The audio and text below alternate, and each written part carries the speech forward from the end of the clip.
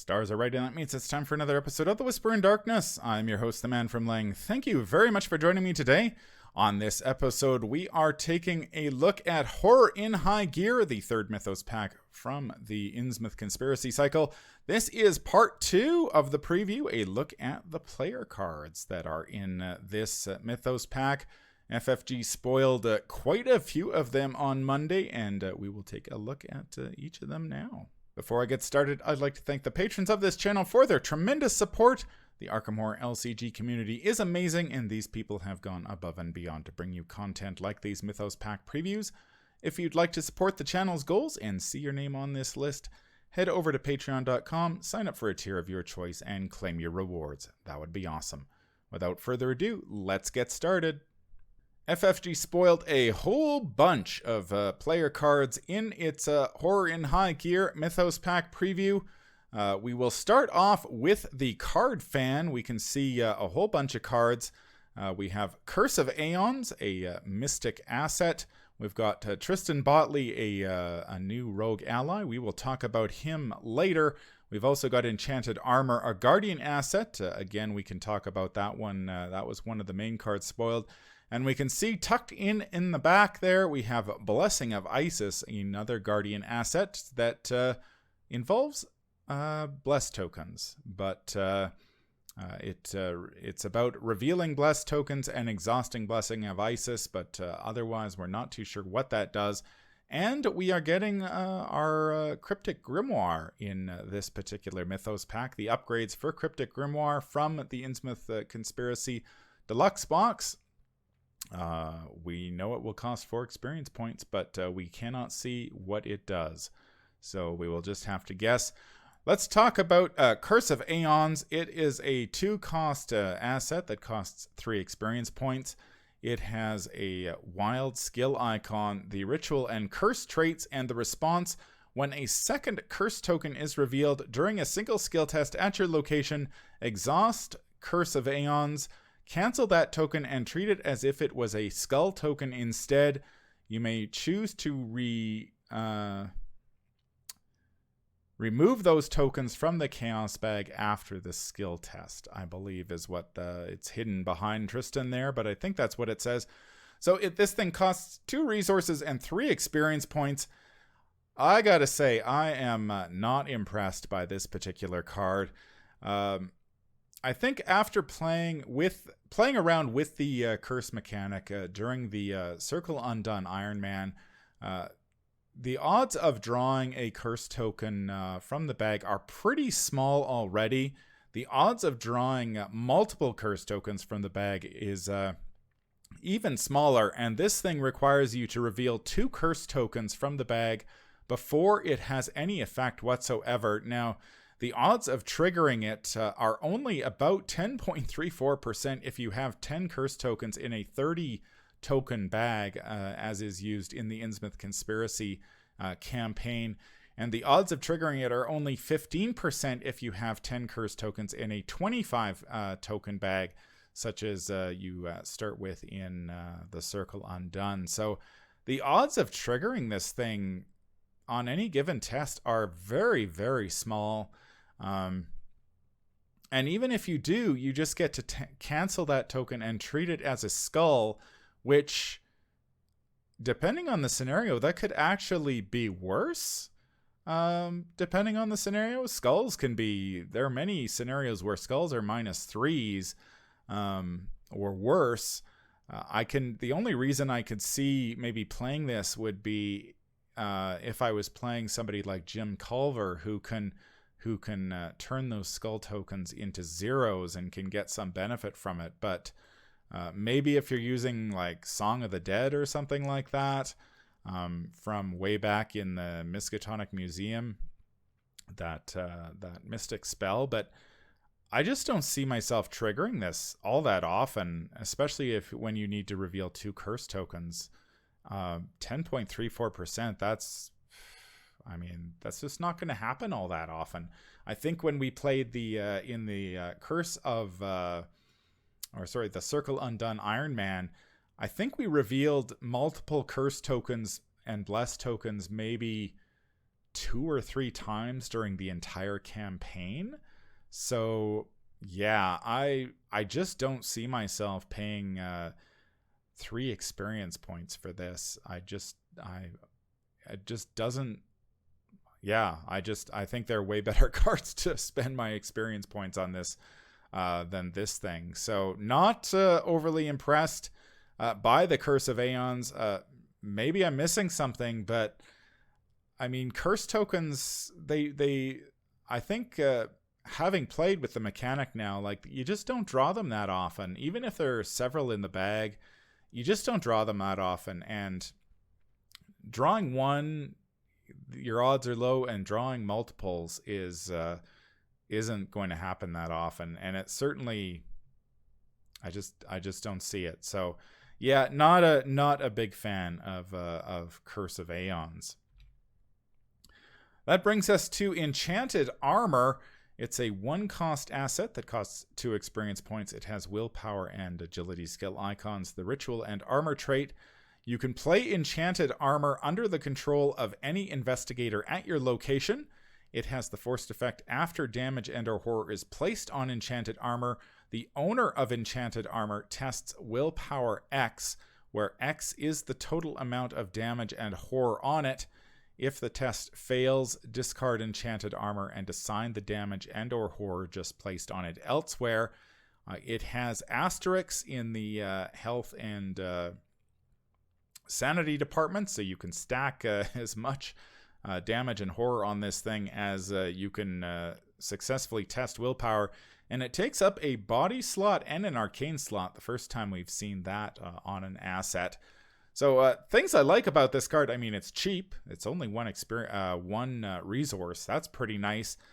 It definitely favors high willpower guardians and off-class guardians, such as Diana Stanley. When you've stacked enough cards underneath her, she's got 6 willpower. Leo Anderson has 4, and Sister Mary also has a 4 willpower. It takes up a body slot and an arcane slot, which is body slots and arcane slots are not used by many guardians, so that's not a problem, although it does make it somewhat difficult to justify it in Sister Mary or Diana Stanley if you're using those arcane slots for spells. There are definitely Sister Mary builds and Diana builds that do not use your arcane slots for spells, in which case something like Enchanted Armor could slide right in there and work quite nicely as a damage and horror mitigation tool. But if you're playing like a traditional Mystic that's using cards like Rite of Seeking and Mists of Rillier, or Sixth Sense or Shriveling or Withering or any of those cards, this is going to be a tough sell in those sorts of decks. Certainly not, I believe the ritual trait does mean you can put it in a slot created by Sign Magic, but I'm not too sure how many people are playing that card in Mystic decks. Certainly I'm not. And we have received a lot of cards with the ritual trait in the Innsmouth Conspiracy, but it hasn't made me want to play it anymore.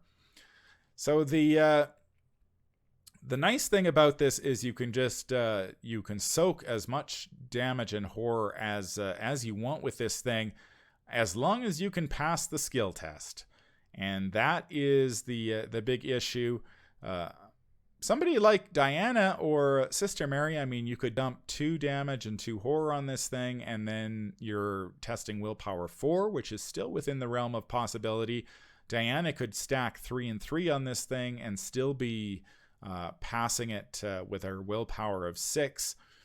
The problem is, what do you do when you fail the skill test? And that's where I have some issues with this thing.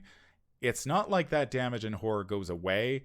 It's simply this card is simply a placeholder for it, and once you fail that skill test, which I mean is always a possibility due to the Chaos Bag and that auto fail token, you've got to put that damage and horror somewhere. Now, if you're playing a Mystic or an off-class Mystic like Sister Mary or Diana, you've got something like Deny Existence that could nullify that damage or horror.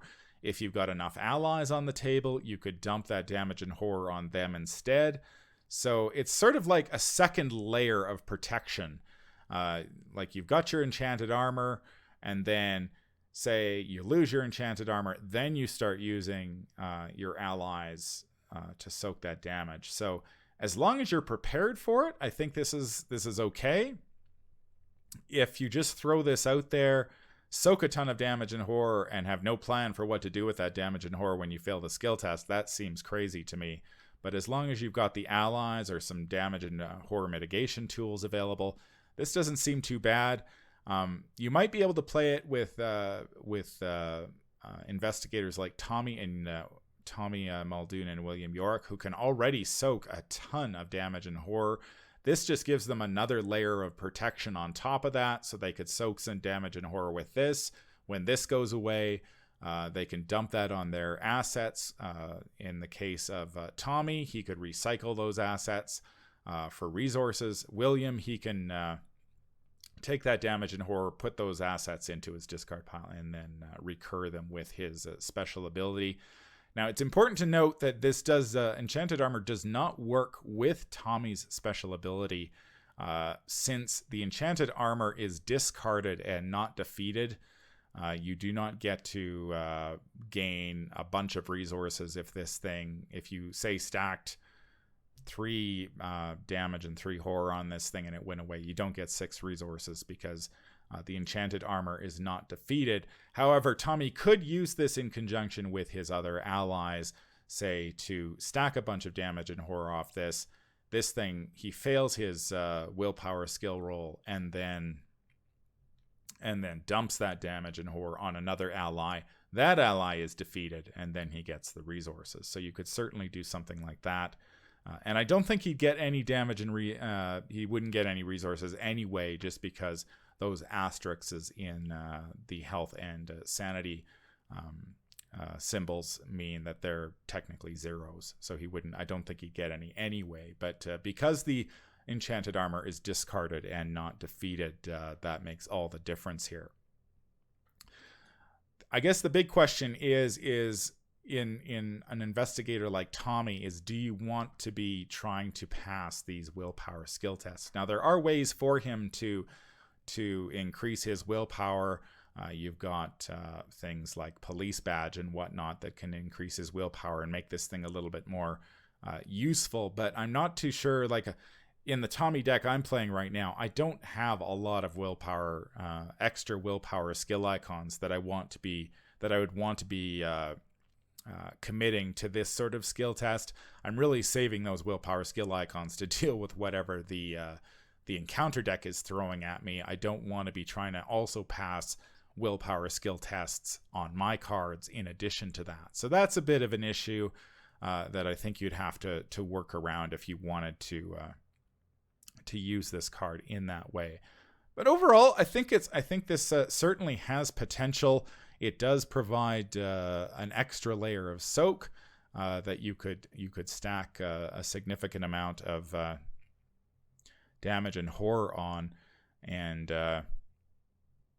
but of course, each time you do that, you're going to have to make the test, and if you fail the test, you're going to have to put it somewhere. So just make sure that before you do that, you've got a plan for it, because otherwise you will not like the consequences of that. So an interesting card for certain builds. I think there are definitely Sister Mary builds and Diana Stanley builds that will take a look at this card, because they don't use those arcane slots for spells.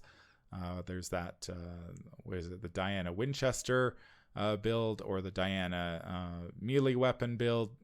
Stuff like that could certainly use something like this. And they certainly have the willpower to pass those tests. So, an interesting card for certain types of guardians and off-class guardians. The second card that we're going to take a look at is Riastrad. It is a rogue event, free rogue event, I might add, with 2 combat skill icons at levels. I believe it's level 0. I'll have to check that. The text is cut off. And it is a free spell, 2 combat skill icons. It's an event. It synergizes really nicely with the Crystallizer of Dreams. Those two willpower skill, or two combat skill icons would go very nicely on a Crystallizer of Dreams. It has the Spell, Spirit, and Curse traits, and it is Fight. When you initiate this attack, add up to 3 Curse tokens to the Chaos Bag. For each Curse token added to the Chaos Bag in this way, you get +1 combat and deal +1 damage for this attack. So as I mentioned, it's a lot to like about this card. A free event, first of all, that's awesome. 2 combat skill icons. If you're playing the Crystallizer of Dreams style of rogue deck, that's awesome. You can play this for potentially 4 damage and get 2 combat skill icons for a future test. That's really nice. The spell trait synergizes with Marie Lambeau to give her an extra action. However, I think it's worth noting that this is a fight action, and Marie has a base combat skill value of 1. So she could pump herself up to a 4 with this and still deal 4 damage, but that's not ideal. The spirit trait, of course, synergizes with Calvin Wright, so here's a card that he might be interested in. And I think with a lot of these, we've seen a lot of these cards now in the Innsmouth Conspiracy cycle where you're adding curse tokens to the bag for some sort of benefit. We have, of course, Faustian Bargain, which you add curse tokens and generate a pile of resources. There's Deep Knowledge. You added some curse tokens to draw a pile of cards. This is a similar type of card. You're adding a bunch of curse tokens and you get +3 combat skill value, which is awesome. You get +3 damage, which is awesome. So you could deal 4 damage with this thing. Is that worth 3 curse tokens? I think so. I would be willing to make that trade because odds are, I mean, you're just not going to draw those curse tokens all that often. And if you're only adding a few, not too bad. And rogues and off-class rogues, as well as survivors, have quite a few ways to mitigate those curse tokens in the bag. I spoiled False Covenant from In Too Deep that lets you basically cancel one of those curse tokens that you draw. Survivors have a whole bunch of cards available to them to mitigate those curse tokens. So if you're playing somebody like Preston Fairmont, for example, who has access to the Survivor card pool, Wendy has access to the Survivor card pool. Even Finn has some access to the Survivor card pool. You've got ways of mitigating those curse tokens. And I mean, drawing a curse token now and again is really not that bad. And because you're getting that +3 combat skill value, even if you did draw a curse token during the test, you're still up by 1, which is pretty good for this. So I think it's definitely worth the exchange. And if you're playing, I mean, somebody like Tony with this, I mean, man, Tony's already got a 5 combat, so he'd be at 8. Even if he pulls a curse token, he's still at 6, which is that's going to be high enough to kill most enemies in the game, and dealing 4 damage is really hard to pass up. So I think this is definitely worth the 3 curse tokens. Again, maybe a little too good. Faustian Bargain is really off the scale in terms of power. Deep Knowledge, again, off the scale in terms of power. And I just don't think adding those 3 curse tokens is going to be enough to rein in the power of these cards. And I think this is another example of that. So very powerful card here for rogues and other investigators who are interested in spells. Maybe not Marie. I don't know. It's hard to say.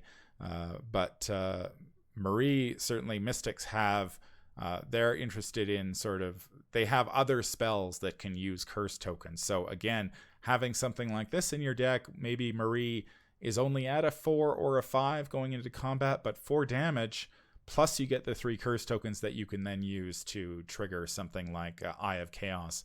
And I believe the other card in Too Deep is called Armageddon. Cards like that to be able to, and then you've got the curse tokens to trigger those cards. That's a pretty good deal. So yeah, very positive about Rhea Strat here. That brings us to Tristan BOTLEY. I feel like there's a Game of Thrones reference in here. The Botleys were a group in Game of Thrones, and I know FFG created a lot of Game of Thrones cards with BOTLEY in it, and so I feel like this is some sort of play on that, but I don't know. Tristan is a 5-cost asset. Wow, that's expensive. He's worth 2 experience points. He's got a wild skill icon. He has the ally, criminal, and curse traits. He's got the response after your turn begins. Choose 2 skills. Until the start of your next turn, you get +1 to each of those skills. And he has the response after any skill test ends in which a total of 3 or more curse or bless tokens were revealed. Play Tristan BOTLEY from your hand at no cost. He has 3 health and 2 sanity. Obviously, adding 1 to 2 different skills of your choice is very good. Cards that add 2 to, we've got cards like Peter Sylvester, we've got Lola Santiago, we've got Delilah O'Rourke. I believe Dario Elamin also adds 1 to 2 different skills. So that is really good. The fact that you get to pick and choose those skills every turn is kind of nice. It gives Tristan a little bit more versatility. So if you're thinking you'll need willpower 1 turn or combat 1 turn, or agility or intellect, you can mix and match depending on what you think you're going to be facing that turn. That's kind of nice. I like that flexibility. He's got 3 health and 2 willpower, which is fantastic. That's a lot of soak that you can take. Now, the big question is he as good as Lola Santiago or Delilah O'Rourke, who are the 2 rogue allies that I'd sort of see as the go-to allies in the rogue card pool at the moment? And I just don't think so. He's way more expensive than either of them. And I would much rather have Lola or Delilah's reactions rather than the ability to play Tristan for free without taking an action. I think Lola and Delilah are simply much more impactful once they hit the table and they let you. I mean, Lola's grabbing you a clue without taking an action. That's amazing. Delilah's killing enemies. I just think those are better allies. And I think the big reason for that is that Tristan's second response, the response that lets you play him for free without taking an action, man, it's the same problem with Curse of Aeons. You're just not going to trigger it often enough to make it worth your while. I sat down, I did some math. If I've done the math correctly, it looks like if you're playing the Innsmouth Conspiracy campaign, you've only got about a 3% chance of playing him for free if there are 10 curse tokens in a 30 token bag. So that's optimal. You're already at the top. I mean, you've jammed the bag as full of curse tokens as you can, but you've got to draw 3. And that just doesn't happen enough. Like I said, playing the Circle Undone campaign, we were throwing curse tokens in the bag, and the number of times we drew more than 1 was very small, and the number of times we drew 3, I can't even think of a time we did that. So there's only a 3% chance if you've got 10 curse tokens in the bag. Say you're playing in a mixed group. You throw in 10 curse tokens and 10 bless tokens in the bag. You've jammed the bag full of bless and curse tokens. You've got 40 tokens in the bag. You've still only got 11.5% chance of playing this guy for free. So most of the time, you're paying 5 resources for him. Is he worth 5 resources? I really don't think so. I just don't buy it, especially when you've got really quality allies like Lola and Delilah that you can purchase. I just don't. I like the versatility of having that +1 that you can sort of swap around depending on what skill tests you expect to take. But man, you're going to have to pay 5 resources most of the time, or he's just going to sit in your hand while you hope that you're going to draw 3 curse or bless tokens, or you've got to use some sort of chaos bag manipulation in order to get this guy down for free. Now that's certainly a possibility, but I just don't think it's worth it. And just for comparison's sake, if you're looking at, say, playing another campaign like the Circle Undone where you have fewer tokens in the chaos bag, you still only have a 5.2% chance of playing him for free if there are 10 curse tokens in the bag and you in a 25 token bag, and only a 17.42% chance if you've jammed the bag full of 10 curse tokens and 10 bless tokens in a 35 token bag. So, I mean, the fact that first you've got to get 10 bless and curse tokens in the bag, that's a lot of work. Then you got to wait till that time until you can pull 3 of them, which just isn't going to happen all that often.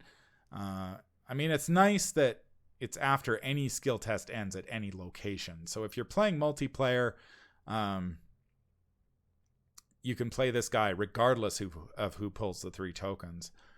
The problem is in multiplayer, everybody's going to be pulling bless and curse tokens. Like, you're going to have that many more draws, so you're going to end up pulling like 1 curse token here, maybe 2 curse tokens here, a bless token, a curse token here or there.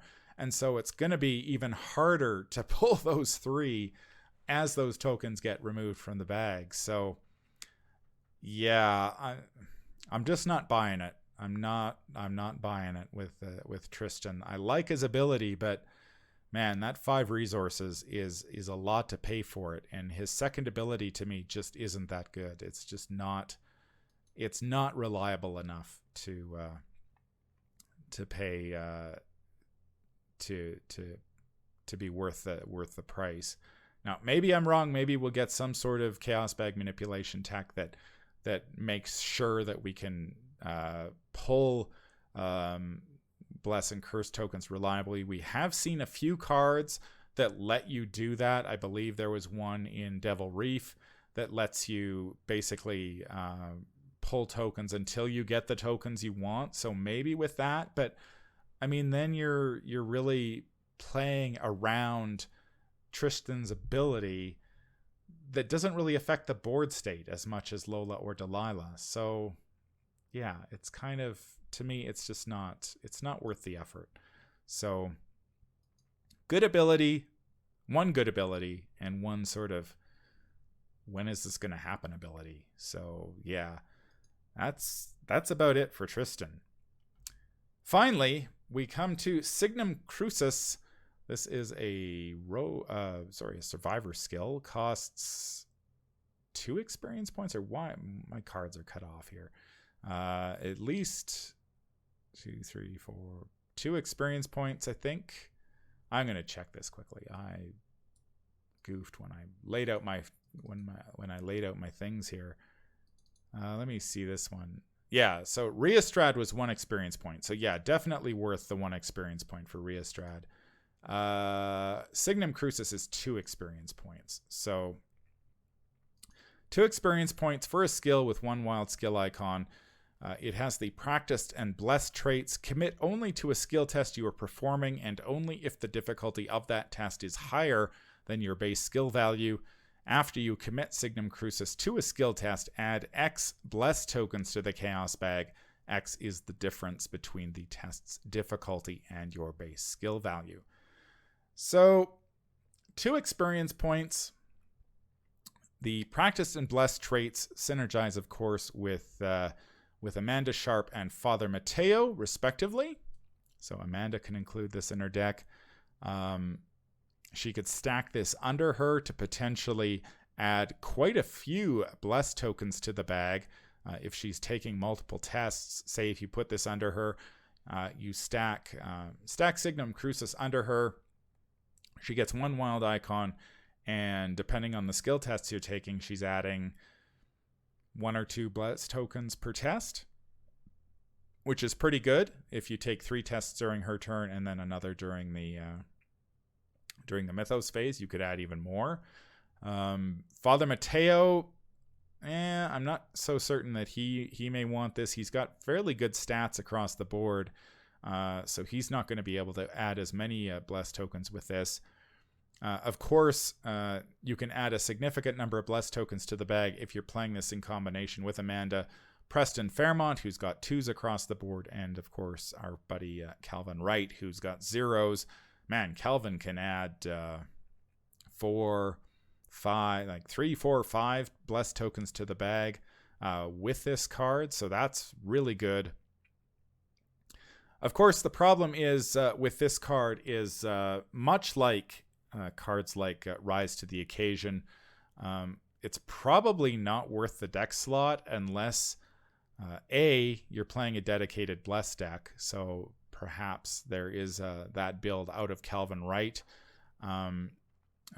You've got people like Father Mateo can play a lot of Bless cards. Maybe this goes in that deck. Or he can play with a lot of cards that let him add Bless tokens. Maybe this card can go in that deck. Or you're playing an Investigator with average to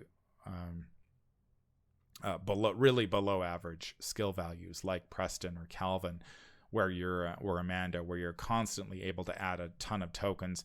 If you're playing an Investigator with average to above average base skill values, this card simply, I don't think it's going to be worth it. In the long run, you might get to add a Bless token here or there, but much like Rise to the Occasion did, I think it was like you get X wild skill icons where you can the difference between your base skill value and the test.